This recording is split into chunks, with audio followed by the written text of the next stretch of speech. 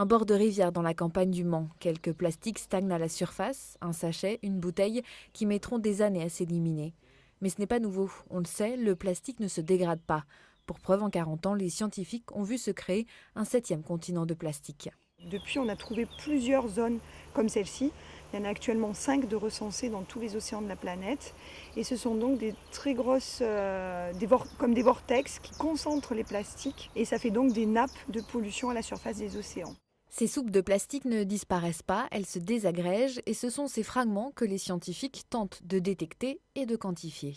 On soupçonne que ces fragments, ils se refragmentent en particules beaucoup plus petites que l'on ne peut pas voir à l'œil nu, qui sont très difficiles à récolter, qui sont de l'ordre du nanomètre, on les appelle les nanoplastiques. Pour identifier ces nanofragments, les scientifiques utilisent des microscopes qui leur délivrent une carte d'identité.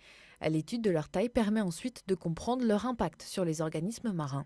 Des gros fragments vont être ingérés par certains organismes marins.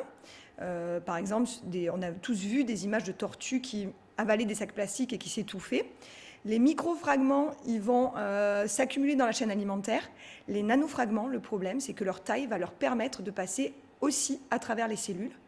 Et donc, on pourrait les retrouver dans toutes les parties des organismes marins. Et à terme, c'est toute la chaîne alimentaire qui pourrait être touchée. Les études commencent et les chercheurs espèrent obtenir des résultats sur la concentration de ces nanoplastiques d'ici 3 à 4 ans.